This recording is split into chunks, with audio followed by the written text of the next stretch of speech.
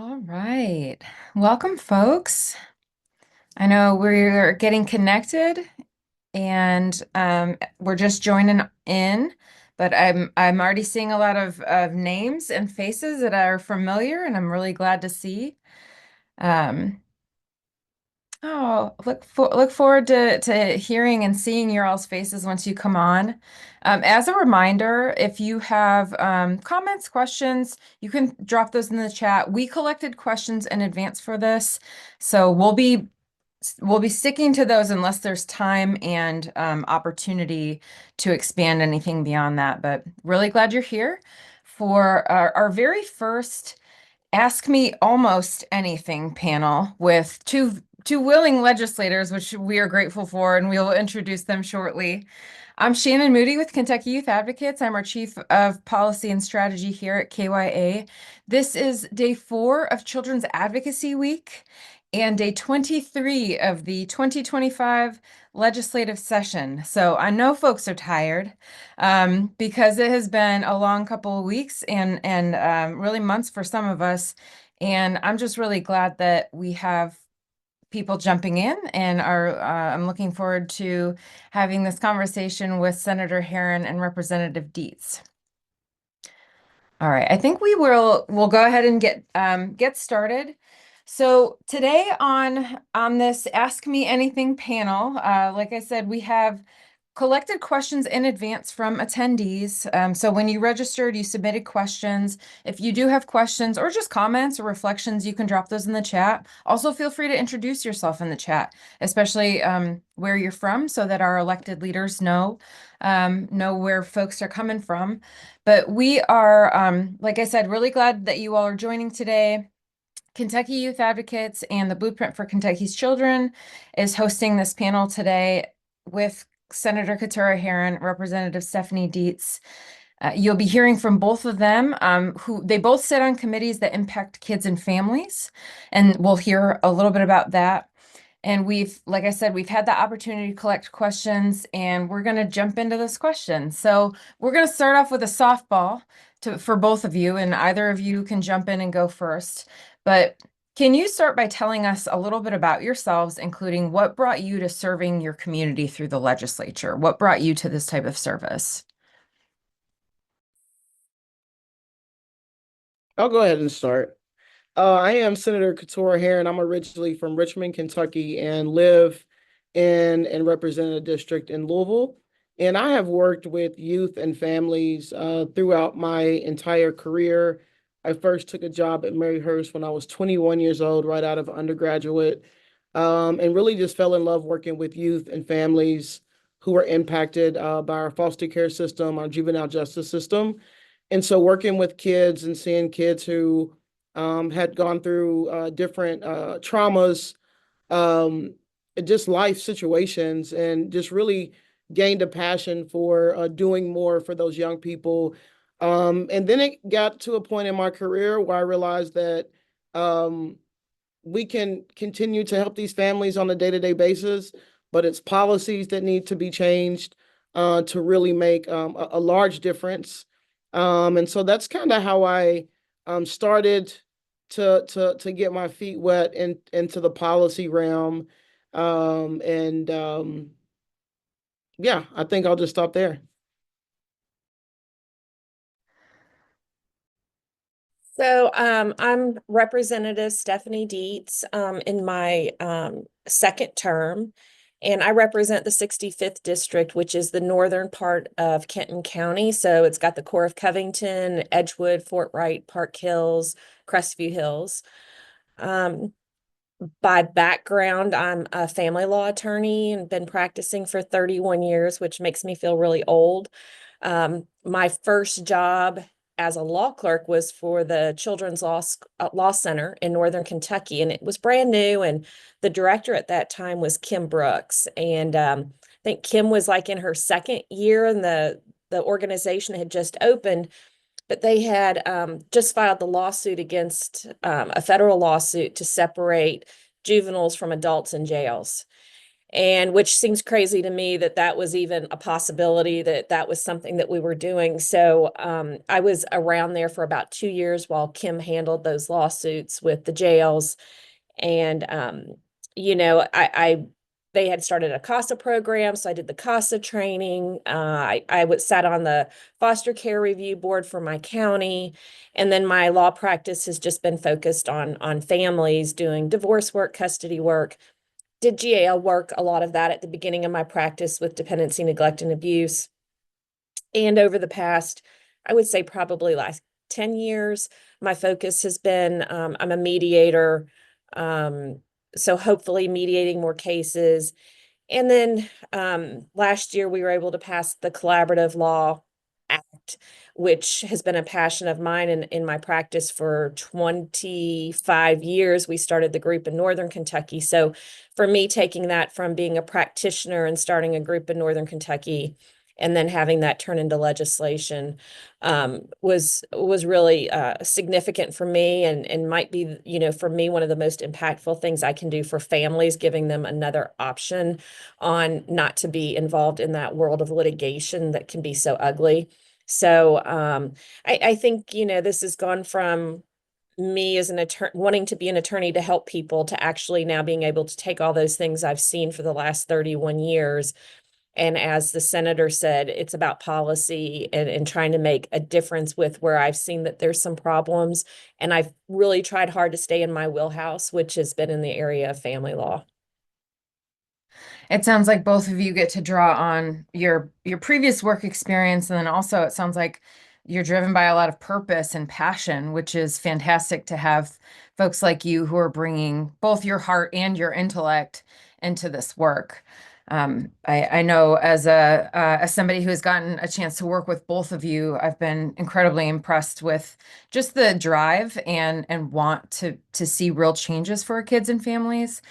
And I'm definitely grateful for it. And I know Kentucky is better off as a result. So the question I have is what is one of the toughest parts of being a state legislator, and why do you keep at it? I'll start with that one. Still being, a little bit new. I know I don't get to say that anymore, but I think it's the personalities. Um, it while that's difficult, it was also one of the most enlightening things for me when I came in, to learn about Eastern Kentucky and Western Kentucky. And sometimes the votes we take, it's not just for my constituents, it's for Kentucky and what's best for other parts of the state. But I think it's education, and I guess I explain that my world's a little bit bigger sometimes with where I live. I'm close to Cincinnati. I've got an urban core, and trying to explain maybe what I'm used to with people that aren't maybe used to that, or that's not part of their daily lives. So I find that challenging. Um, and I think, I mean, I'll use this as an example. I mean, just this session with a bill that I have, and on domestic violence. That's been incredibly difficult over the past week because there's so much more education we can do, whether that's with men or women or with children, because that includes children when we talk about domestic violence. And so for people to use that as a platform for themselves and turning into something that it's not. So why do I keep doing it when, you're put out there in social media and just kind of, torn down over a bill that really has a lot of heart behind it? You keep doing it for the people you've met, and the stories, and for, the one or two people that want to criticize it on social media, or maybe more than that. It's the stories and the emails that I got after presenting it, telling me how impactful, or I just described their life.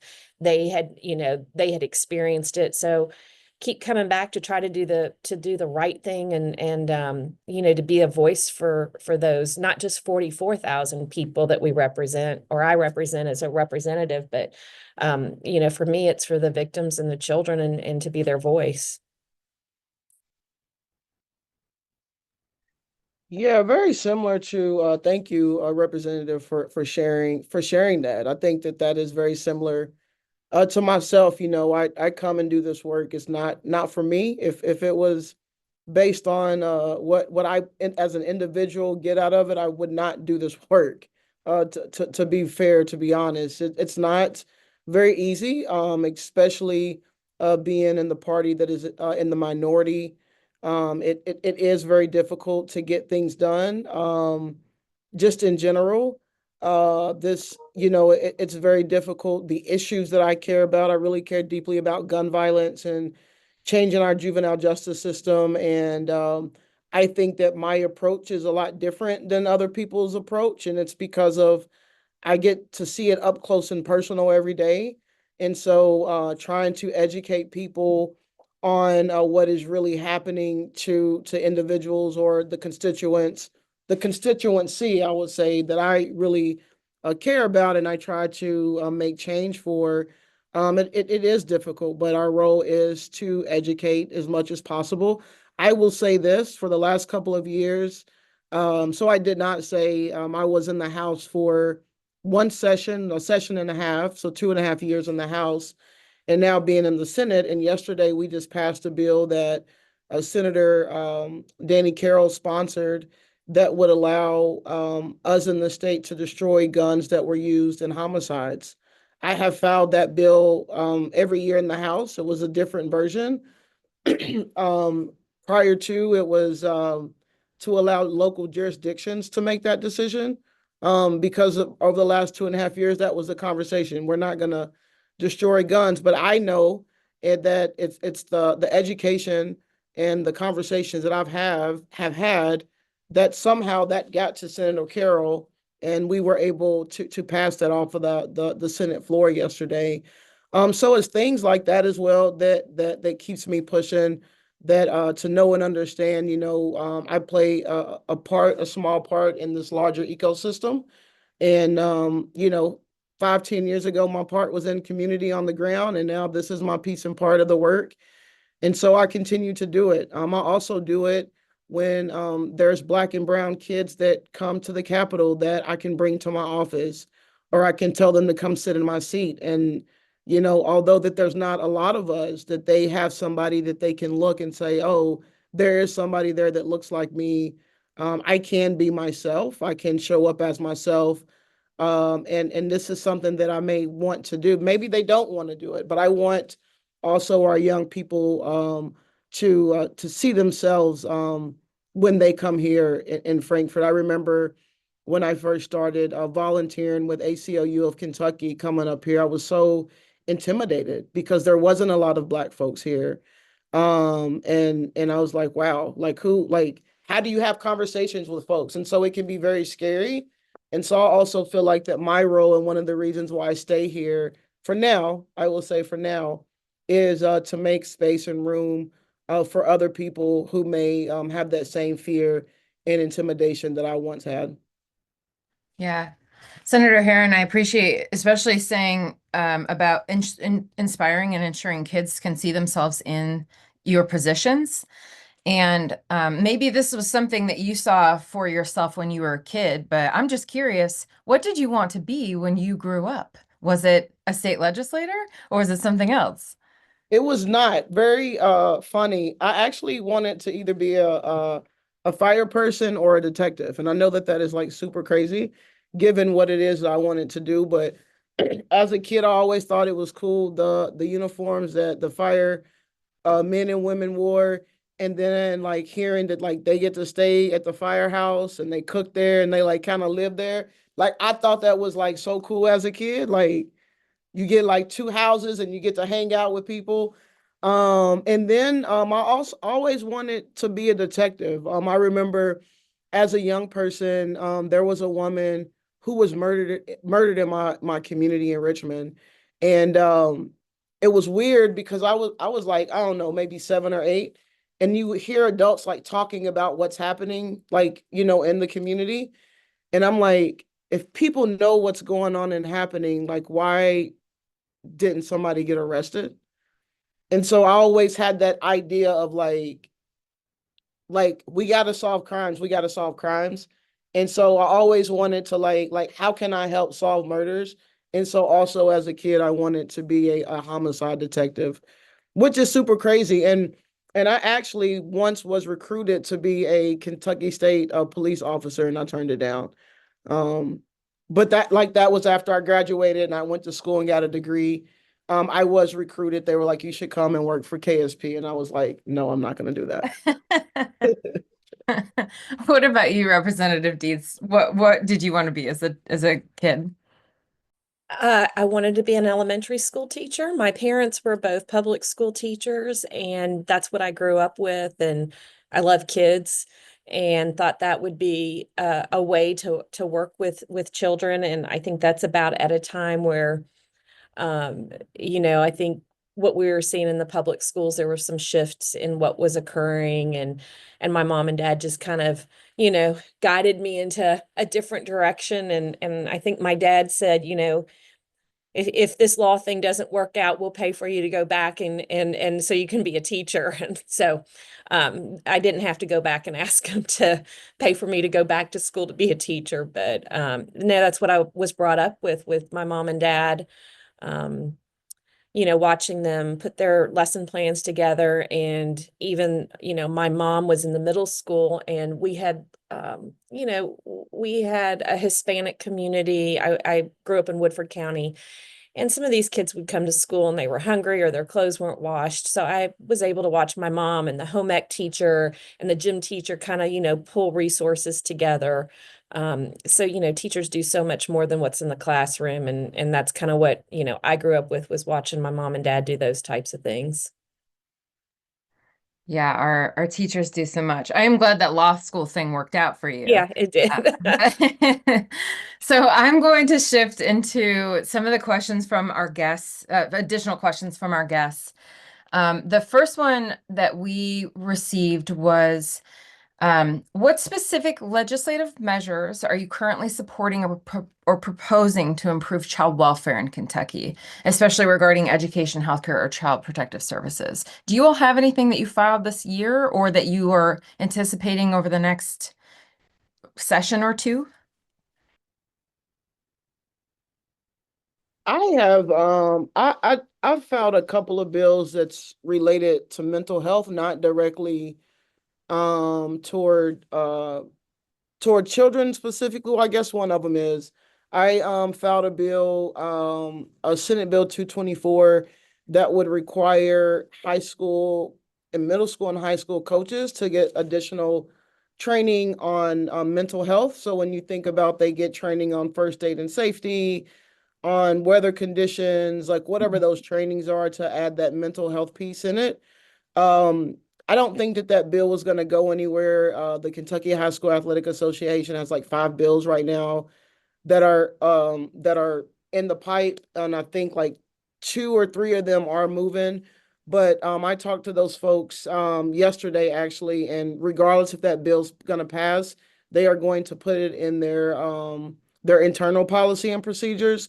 So starting next year, any high school, middle school, or high school coach, and we know that those coaches spend a lot of times with our kids.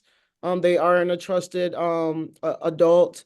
They would have to go through this mental health training along with the other. And the reason I did that was because those individuals are with those kids, and I feel like that they are in a trusted adult. And as long as we can get as many adults trained on signs of mental health or crises, I just think that will support and help. That's a bill. And then I've got another bill around mental health wellness. That's for all folks, but I think that if we get more adults aware of mental health issues, then obviously we have healthier adults, then they're going to be able to take care of their kids better. So what that bill would do, if you think about having insurance, and you have a physical exam per year, this would allow everyone who has insurance to have a health wellness exam per year. So it's just a bill to promote overall health and wellness. So those are 2 bills that I believe one directly impacts young people, the other one not so much directly, but I think that it is a indirect impact on our communities.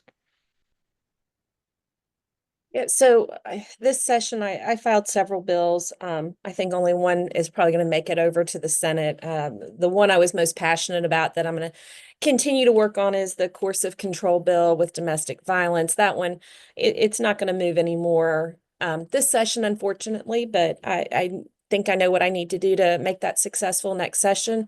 Um, this year I was appointed chair of the budget sub for judiciary, corrections, and public safety. And what I've been working on, which goes really to next session, and it's two-part, is kind of an overhaul, I would say, on our guardian ad litem program. And we met this past week, and I know that when the agenda came out, people got a little, I think, there was miscommunication, misinformation that they thought we were taking votes, or I was trying to move it under DPA or whatever we were trying to do. And it was information only at this point. But we've added guardian ad litems to so many different parts. Last year we added guardian ad litems to be appointed for children in EPOs and DVO situations. So our statutes, one about training for guardian ad litems and all these different areas, because representing a child in a dependency, neglect, or abuse case is different than representing them in an EPO or termination. So kind of figuring out how can we house it so that there's some accountability on training. Looking at their fees, I was able to get from the finance department a complete printout. We've got some attorneys that are making a whole lot more than other attorneys. I know there's some issues with the rural parts of the state, making sure that they have good quality representation and making sure they get paid for what they do. So I know that's going to be a big focus for me in the interim is how we pull this together two different ways, which is really, the whole idea of the guardian ad litems, and can we put them under kind of one umbrella, and then to look at the fees, which ultimately is part of the budget.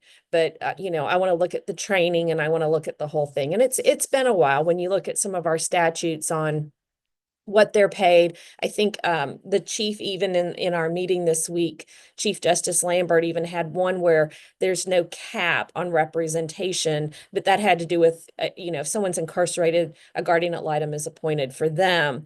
So there's no cap on that fee. So it's something I talked to Chair Petrie about. I've talked to Chair McDaniel. And I think we all realize it's something that, it takes a lot of energy and work to wrap around something big like that. But we started this session. So I think that's going to be impactful for children and the representation for parents when they go into court. So when they're appointed counsel.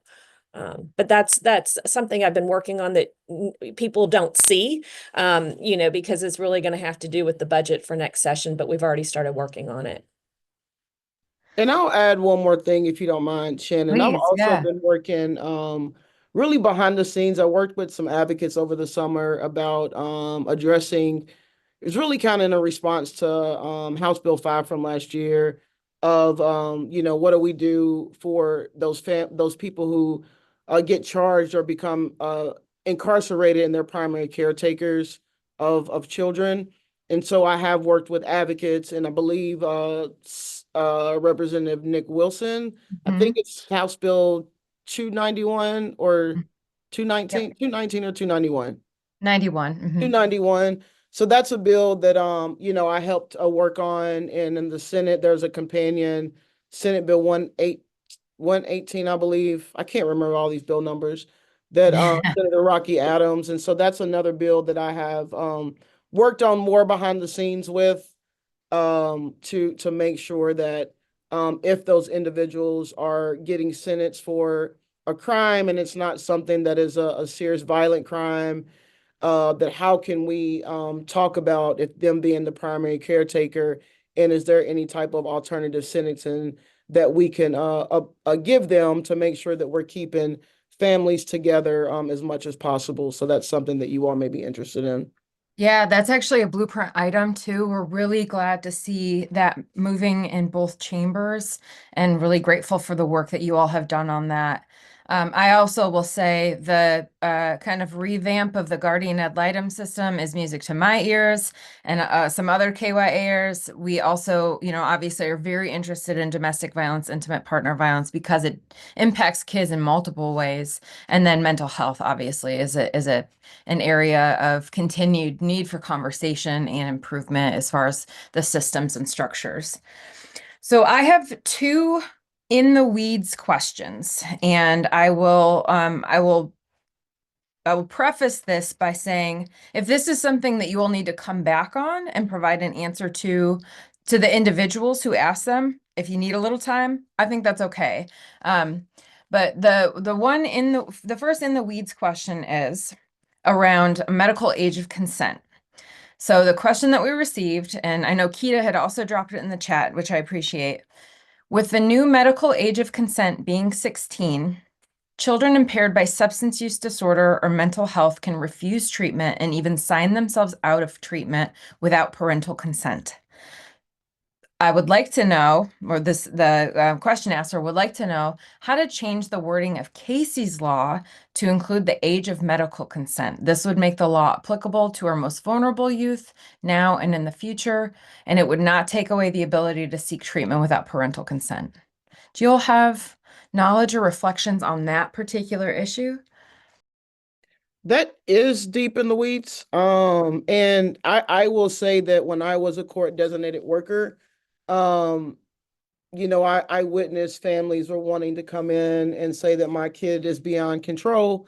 And when you asked what was going on, you had a 15 or 16 or 17-year-old who had a large substance abuse issue. And I remember those kids being having that evaluation, and sometimes those kids would agree to treatment, but if those kids wouldn't agree to treatment, then the provider couldn't take them. And so that is an issue that I haven't honestly um, continued to work on since I'm not on the ground. But I would love to start to talk about that again to see kind of like what has been happening. I know because I witnessed it. And I do remember that they were saying something about Casey's Law. But I'm several years now removed from being at the CDW. So I would need to, start having conversations to remember exactly what is happening and going on to see like what potentially we could do to fix that issue. And I don't know if Representative Dietz has more information on it, but I do remember that being an issue because I remember parents in my office like crying and saying, "What do I do? My kid's beyond control." But that was the issue. Like they weren't violent, they weren't, that they were, using very, very heavily. So I would love whoever had that question, I would love to, after session, to start talking more about what are those issues and is this something that we need to address as a legislative body? Yeah, I agree with the senator. It's my experience with Casey's Law, and I hadn't thought of this as an issue. Um, I'll get clients that call and ask about it.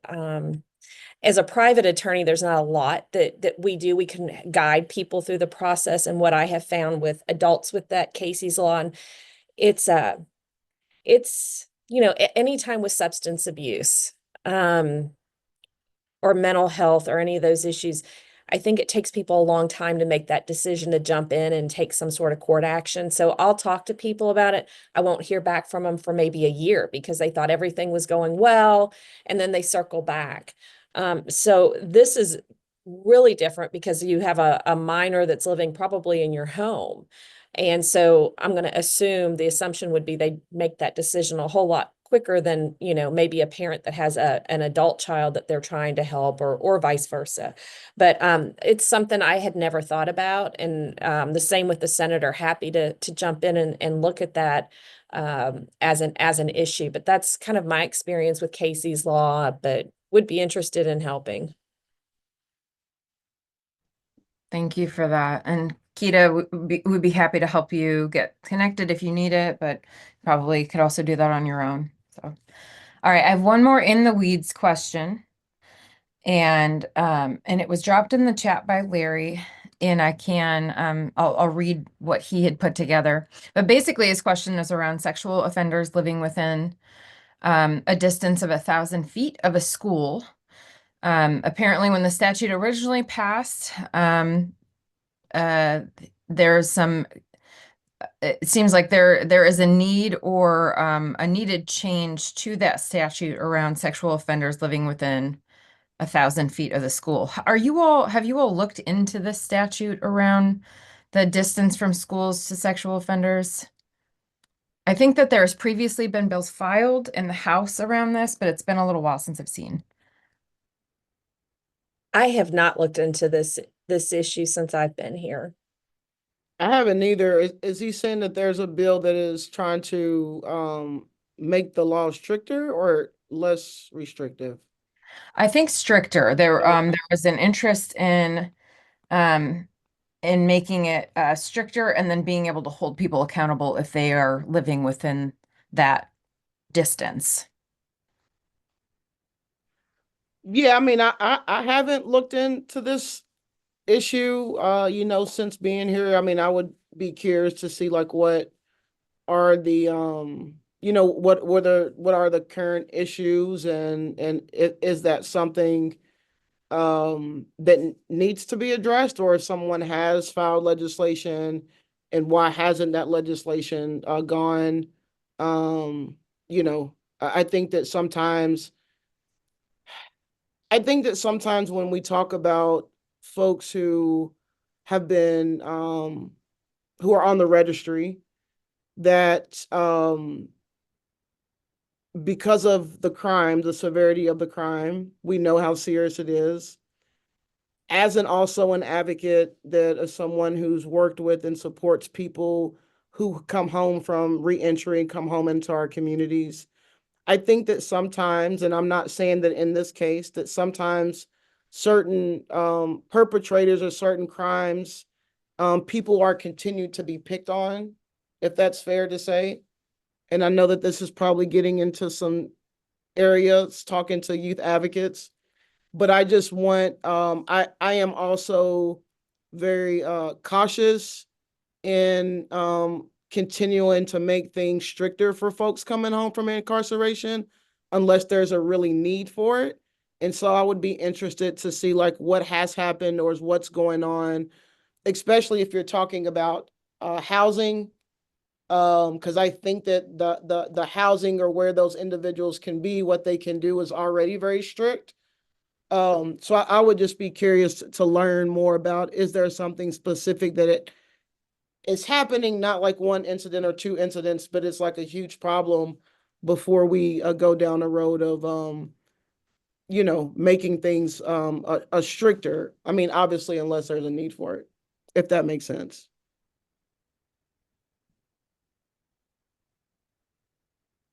Representative Dees, did you have any further reflections on that? No, I just started thinking because, this is a fast and furious in the 30-day session.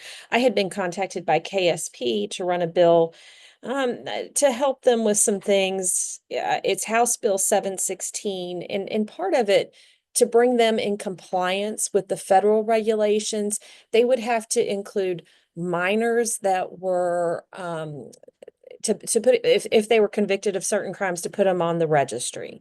When I looked at that bill, it was like that right now is a no for me. If they're a minor, unless they've been tried as an adult and then they hit those, that's different. So when I drafted it, you'll see it in 716 that I had taken out anything with minors, because I consulted with good friends of mine that were defense attorneys, and part of that is rehabilitation and really understanding what we're trying to do with children. So I think it's something that bill's not going anywhere. I wanted to get it filed. I wanted to start working with KSP on making sure they could be in compliance with some federal laws so they don't lose their funding. But this is one that I'm going to have to dig in more on that piece in making sure. I would hate to see, you know, a minor be put on the registry for 20 or 25 years. When I feel like, you know, I don't do defense work, but if we're going to try them as an adult, if it's, you know, and I know this has happened a couple of times just in my area, they're tried as an adult, and yes, they're going to be put on the registry. So that's a little different than I think what the question is, but it just reminded me that I did file that probably on the last day we could file bills, just to kind of start that process. It sounds like folks are looking at it in a couple of different ways, but it also sounds like there would be an interest in some more data to understand what the issue is. Yeah. Yeah, that makes sense. That makes a lot of sense. All right, we've got one more question for you all, and then we're going to close out. The question is actually related to federal level impacts and funding. As we see an influx of activity at the federal level and potential budgetary impacts in our state, what advice do you have for advocates to continue to work on the important issues, the important kids issues that we prioritize? So how do advocates continue to work in this space as we continue to see some potential budget and or other implications on the federal level? You know, I've only been through one budget cycle since I've been here. So I would think, you know, locally, start now advocating, if it's budget requests.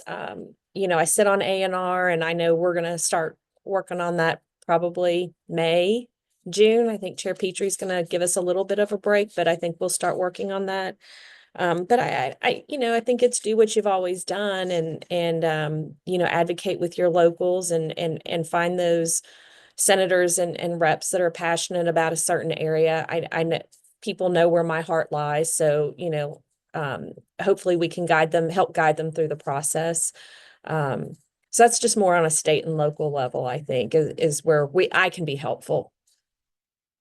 Yeah, I agree with Representative Dietz. I think that you know, be aware of when budget cycles are, and you know, you also have local representatives. So I know here in Louisville we've got Metro Council. They do budgets every year.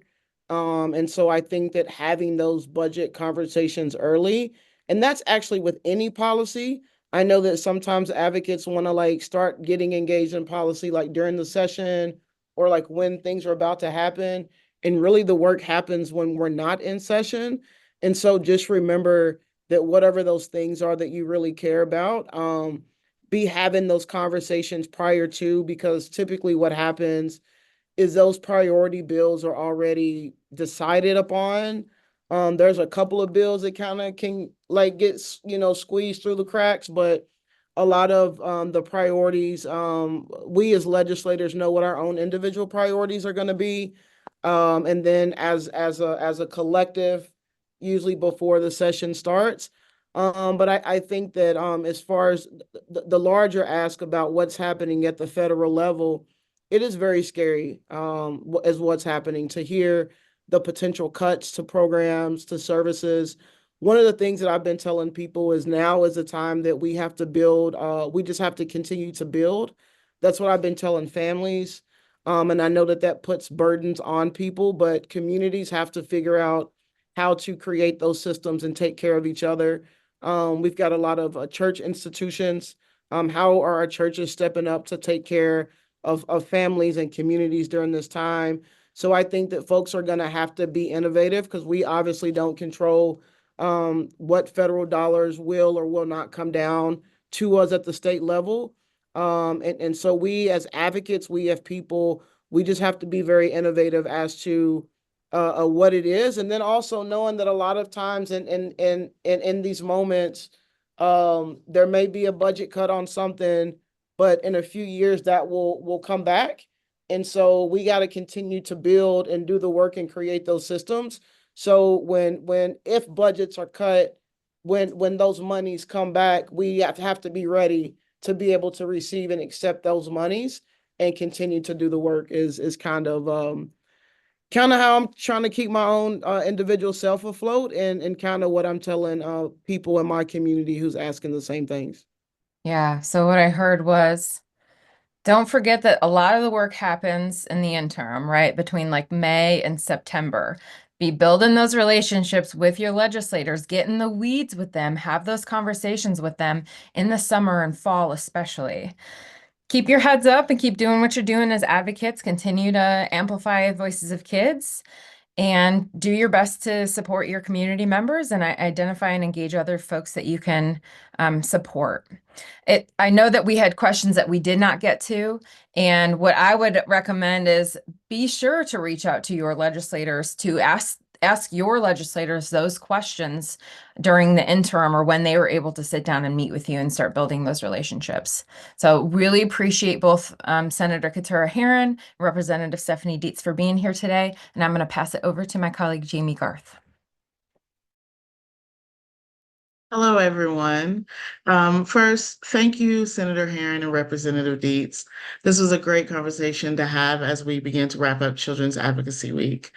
I would definitely love to hear about the emphasis on priorities related to mental health support and expanding representation with GLs.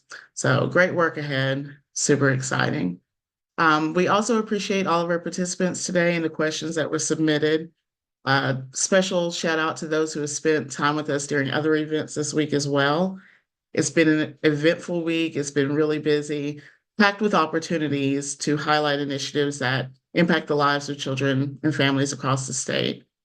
Yesterday, we witnessed an incredible turnout as hundreds of advocates filled the Capitol Rotunda for Children's Advocacy Day at the Capitol. If you weren't able to attend the rally, you can catch a recorded session of that on Facebook. And then tomorrow we will definitely wrap up Children's Advocacy Week with a celebration of Kentucky kids. This video will be shared on all of our social media channels, so you can check that out there. Okay.